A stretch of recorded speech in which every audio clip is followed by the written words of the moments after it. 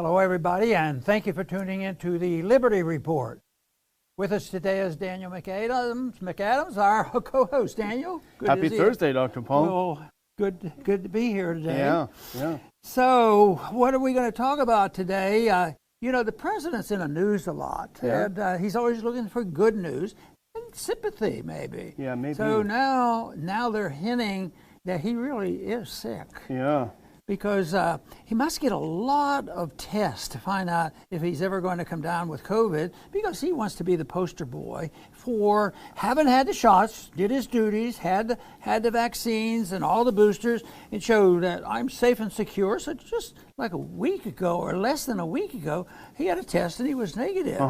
I don't know why he got another one so quick. I don't know how often they do tests. But all of a sudden, we have the announcement yesterday that he's positive. Yeah. He's positive, so he's quarantining himself. He's feeling good, and I'm sure he's very pleased that he had the shots. Otherwise, he'd be a lot sicker. Yeah. So we have to be grateful for that. But there should be a little bit of objectivity learned from this, because there was a lot of reasons why they gave so many booster shots, which are now proven not to work so well. They didn't work for Pelosi. They didn't work for him, and they're top-notch people. They have first-class services. Yeah. So they had to go along, and they get it. And look at where they are. They have the disease. So people are not as frightened. We had talked about this the other day, and people just sort of almost ignoring it. They're trying to panic everybody. One branch is saying it's bad, put your masks back on, and the others are arguing a little bit. So that's good, before they just blindly do what they did 2 years ago. That was bad, and there's a remnant of that exists around. You still see people in the most safe places in the world, generally speaking, on TV, and there'll be one or two of them will still have their masks on, like they're going to protect themselves. But this has caught the attention of the American people, but what I hope it does is call attention to sorting this out. What was true when they were telling everybody they had to have it, and if there's something to this of giving shots and there's complications, why are we not hearing a little bit more discussion on why they shouldn't have spent these billions of dollars on more vaccines for kids under 5 years of age? I mean, they're just the officials are not changing their minds, even though right now the people are. Yeah. Well, and we're in no way taking pleasure in the fact that the president apparently has COVID, and in fact, we hope he gets well. I saw Senator Paul just tweeted, we hope he gets well, and that's, of course, the case. We don't want anyone to get sick. But at the same time, we have to remember what's been said and what was done to the United States by these people. And we see Biden is quad-vaxxed, and he's got COVID. Just last week, I think it was, or no, it's been a month ago, Fauci quad-vaxxed. He was sick for a month and said, well, good thing I got the vax. So it's happening over and over. Pelosi, as you point out, vax, sick. So let's remember, just a year ago today, Dr. Paul, the president came with some advice. Let's put this up because we can't let it be forgotten, when he was hectoring and pestering and wanting Americans to get fired for not taking it. Let's hear let's full screen that and hear what he had to say. You're okay. You're not going to get COVID if you have these vaccinations. Yeah. You're okay. You're not going to get COVID if you have. On a loop the whole show, right? You know what? That was medical advice, wasn't it? Yeah, practicing medicine without a license? There right. You go. And then here's the next one, when he was hectoring people just earlier this year, and this is when people, it's not funny because people were getting fired. They lost their livelihoods. Some of them lost their lives. And here's him hectoring people earlier this year about it. So there's no excuse for anyone being unvaccinated. This continues to be a pandemic of the unvaccinated. So we got to make more progress. It's a pandemic of the unvaccinated. That was also untrue. Yeah, matter of fact, the opposite is true. Yeah.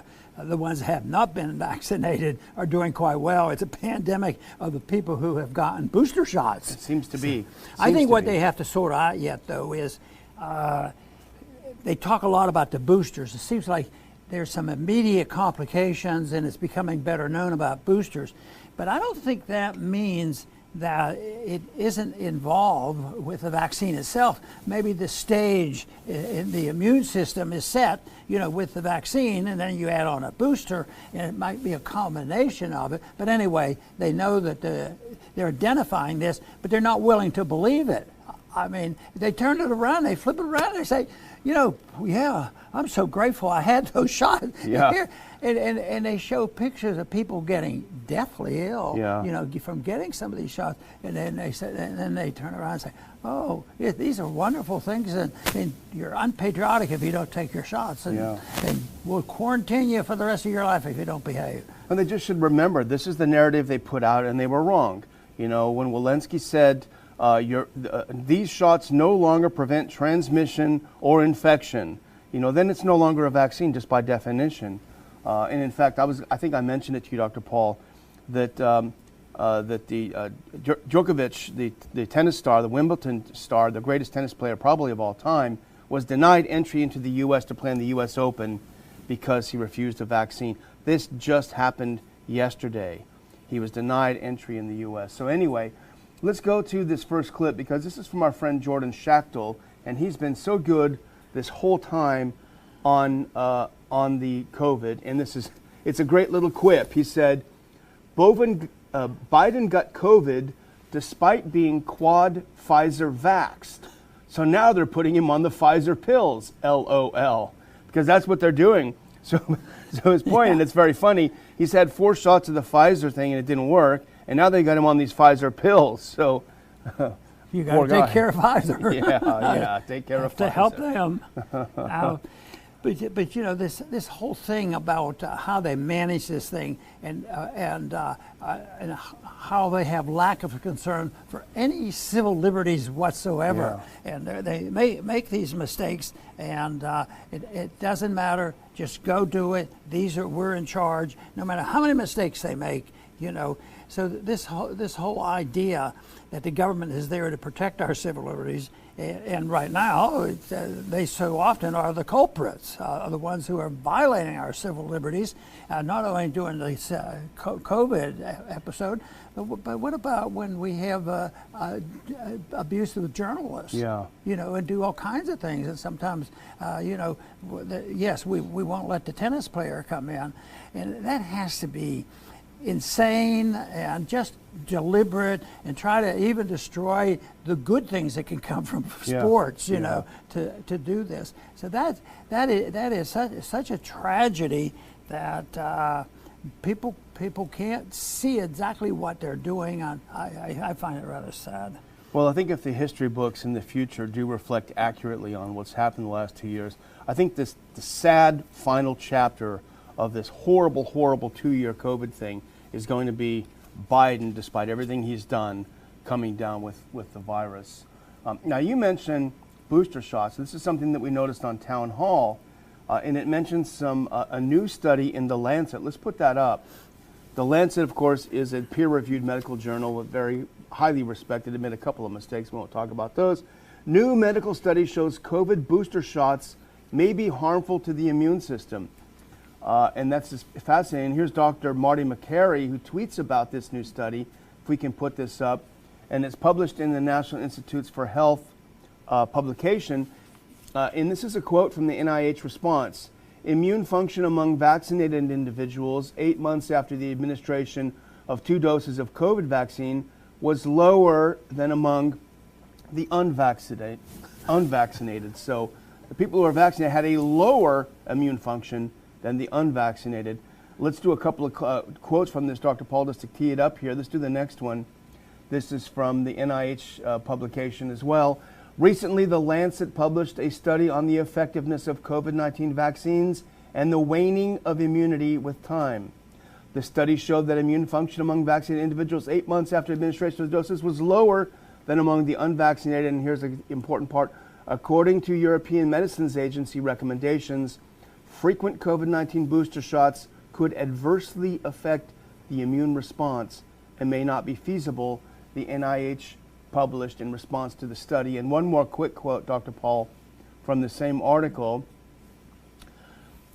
The decrease in immunity can be caused by several factors, such as things that I can't pronounce and I won't try, the spike protein, lipid nanoparticles, antibody-dependent enhancement, and original antigenic stimulus.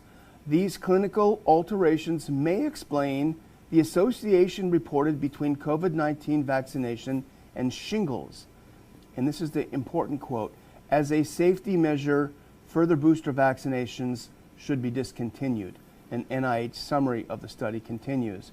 And they go on to say organ damage, especially among the immunocompromised individuals, is also a concern. So now a lot of this stuff is finally coming out.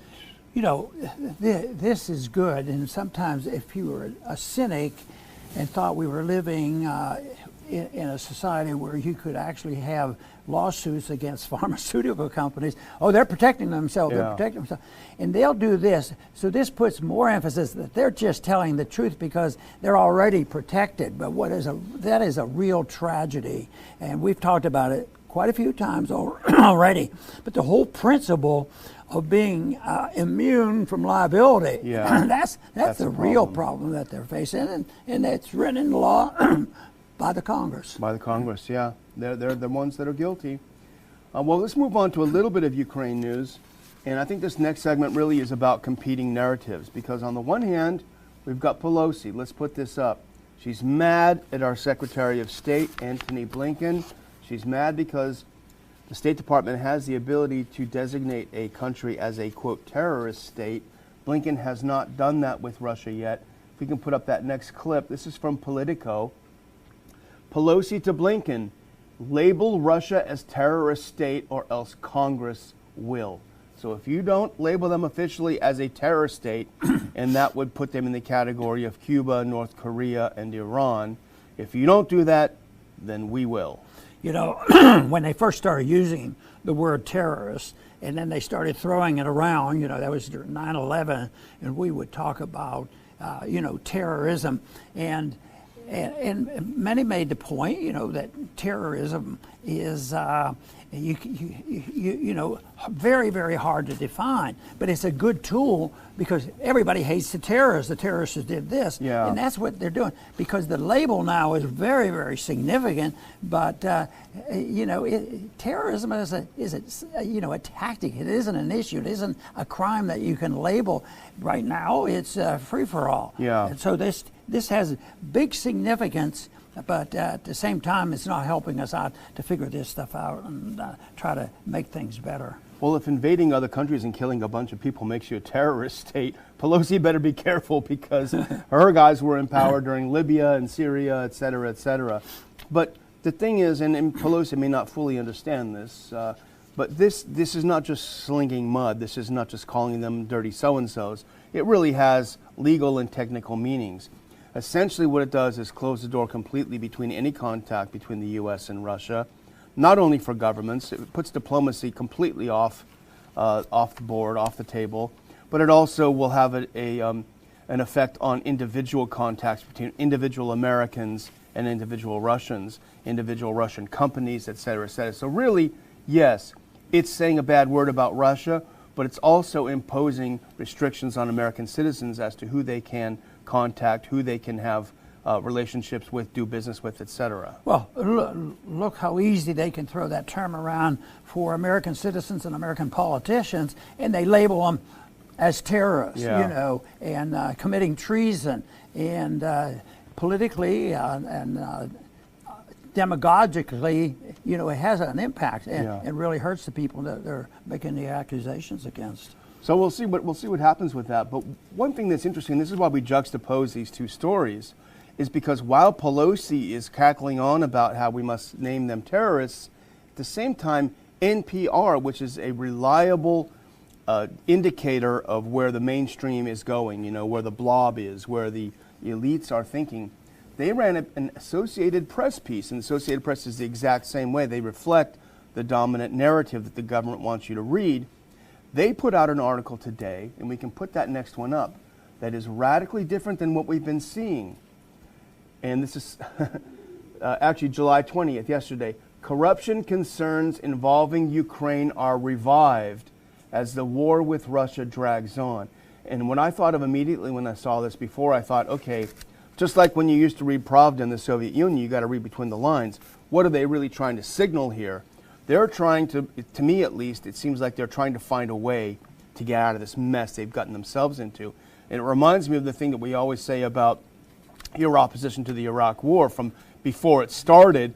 5 years later, when everyone glommed onto that idea, well, we never saw it coming that it was going to go so bad. Nobody could have seen this coming. Nobody could have seen the inflation coming. Well, it's some people did, and this is the case. So the question here, Dr. Paul, is why are now all of a sudden, this guy was Nobel Peace Prize winning, the hero of the world, now all of a sudden he's got a scowling face on an NPR Associated Press article talking about corruption. What do you think's going on here? Well, they're hiding behind these stories because they don't have any other answers now because they've been caught. They've been caught with their hand in the cookie jar, so to speak, politically speaking, and they have to now shift it to another scenario. But it also means that he's in a weaker political position, I think. Yeah, and subject to who knows what. But $100 billion has been given to Ukraine. And we have, actually speaking of Shachter, we have a piece up from him today on the Ron Paul Institute website. $100 billion they've been given, and they've announced that they're defaulting on their foreign debt. So where's this money going, Zelensky? Come on, tell us the truth. So it's fascinating to see, to speculate on whether Washington is trying to walk back a failed policy. And it's also interesting to follow how many Republicans now will start, because we talked about this yesterday, how the American people, according to a new poll, are turning against Biden's Ukraine policy. They're having second thoughts about the idea of shoveling $60 billion to Ukraine while Americans can't afford gas. And the administration says, well, suck it up, get used to it, too bad. So while the narratives are shifting, the American views are shifting, what's that going to do to the Republican Party and especially the hawks in the party? Well, and deep down inside, it's rather ironic because it's a power struggle, because it's not a philosophic struggle. Yeah, you know that we're not all of a sudden going to be more secure around the world. We're not going to give up on our empire. We're not going to cut back on all the spending and the maneuvering. But it is going to be political, because the power struggle might be, the motivating factor. Of course, there's a lot of money involved too, and that's why the deep state is a real, issue, because the deep state is they're very bipartisan. They spend their money wisely. They bribe both sides of the aisle, and they go along with it. So. But it's still worthwhile to shuffle the cards. Even if you say they're not going to have one significant change, come fall, if the election goes against the Democrats, that the change in the personnel, I think, is good, because just think of all the lying and the abuse of the Justice Department, the FBI, the whole works. It means that that corruption for us is not going to go away. Are we all of a sudden going to treat whistleblowers differently and say, one party thinks that we should at least have some consideration for Assange? Is that going to happen? That's not going to happen, but they'll still fight tooth and nail for the power. But on certain things, they're not going to have a contest between the Republican candidate and the Democratic candidate and say, well, what's your position on whether or not we should check the books of the Federal Reserve and the Pentagon and the CIA? Now, that would be a nice little job to do. Every American would be all for this. Yeah. I was sort of making a pun there, but I bet you there would be a lot of Americans would check them all, and find out where's all this money going, because even the propaganda they get from foreign aid, it serves as a political stunt. But now you hear words that, why are we sending money to Ukraine when we have people, can't pay for their groceries at the store? So they're asking the right questions. But we have a ways to go to get them to understand exactly what has to be done. You know, they like to say that libertarians don't care about poor people. Oh, you just for the big business. Well, we're the only ones that have been talking about what this is doing to poor people. This excessive military spending, the government being in bed with corporations is hurting the poor. We're the only ones. It's certainly not, a lot of people on the left are talking about it. I'll tell you what, though, Dr. Paul, I would hate to be Zelensky right now because corruption charges being leveled against you, well, that immediately preceded the murder of former U.S. puppets Noriega, Saddam, Gaddafi, etc. That's what's leveled before you, before the empire offs you. And I would not want to be him right now. And certainly I hope nobody gets killed ever. But it's not a good thing to be a puppet of the U.S. because they can turn against you and things get ugly. Right. You mentioned an important issue. The poor people they get a bum rap, and we believe that we have something to say in a positive way of why they suffer the most. And the one thing is they have not been able to separate and understand increase in prices, the CPI, the cost of living, and they see this as a manipulation for political reasons and special interests. So therefore they say, well, you've messed it up for the poor people, send them more money, which is exactly the wrong thing to do. And the other thing that they do not understand, and they have to, because if they don't, we'll never get a change, because this is going to break down. Then we have to convince people to go along with, a different type of program built around individual liberty. So they have to understand that when they go to the store, go to the gas station, if you don't have much left over in your wallet, you've just been taxed. It's a tax. When they print the money, they devalue the currency. They give the money to the Ukrainians, and who knows who gets the money, but the American people don't. But who pays the tax? The tax goes on to the middle class, mostly, and the poor people, because their cost of living goes up. And that it doesn't seem complicated, but they don't want to believe that, because there's two things. The authorities don't ever want to blame the Fed for anything. They couldn't possibly be a participant in this fraud, and they just think that they can do this forever, which they cannot. And but when we have reform, because reform, I hope it's very positive. When the reform comes, when this system just fails to function, then it's going to be key for an understanding of what happened. But I was doing a little reading on history recently, and the big changes throughout history, whether it's the Enlightenment period and different periods, it doesn't happen like that. Hundreds of years to do it. And even the mess that we're involved now, the American empire and the distortion and the destruction of the American republic, it's 100 years already they've been working on it to undermine what was supposedly built for us and delivered to us, during our revolution. Yeah, it seems like it's accelerating. Yeah, right. Well, I have a couple of closing things, Dr. Paul, if we're ready for that. And that is, again, a reminder. People are talking about it. We love our live chat people, and we want to let you know that starting on the 2nd of August, we are moving the live show to our good friends at Rumble. Talked to them yesterday. They were happy that we announced it. We're happy to be going there. We're happy to be in a free speech environment. We will still have the show, again, on YouTube. It'll just occur later in the day. And a lot of people aren't live show watchers, and that's fine.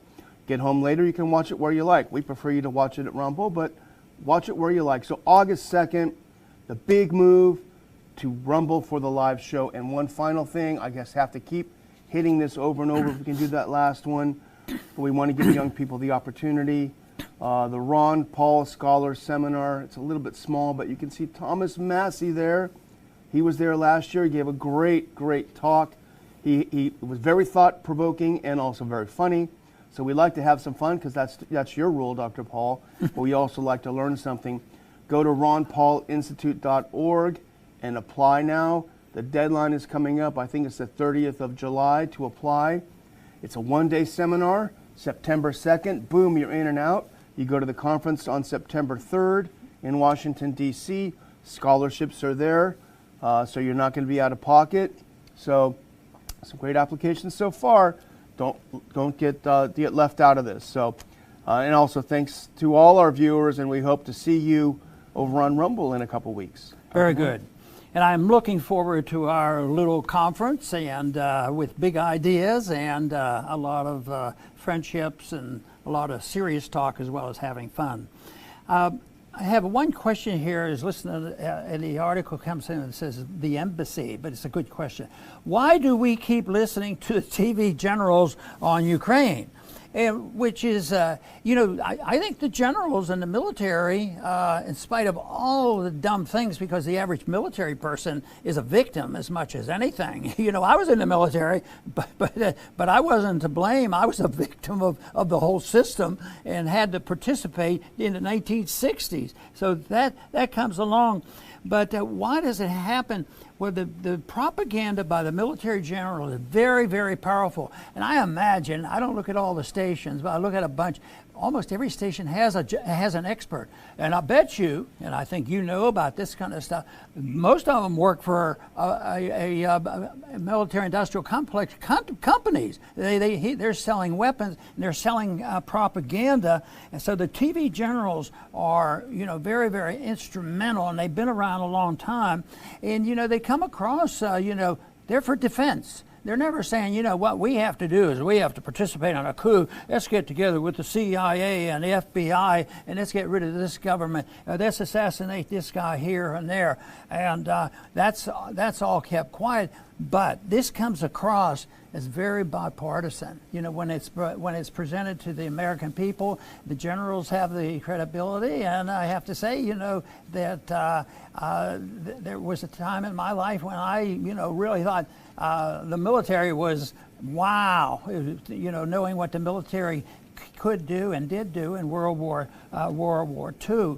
So it's also something that in some ways our former president, Republican president, had these sympathies too and liked the military and was sympathetic to their efforts, but it was always couched in terms of defense. Matter of fact, I don't know this to be true, but I postulate that probably the former president's tone has changed, and he probably is a little bit more skeptical of the military leaders and the advice you get. But it's always bipartisan, it's always national defense, it's always going to cost money, and they're very, very powerful. The control of that whole system is part of the deep state. I want to thank everybody for tuning in today to the Liberty Report. Please come back soon.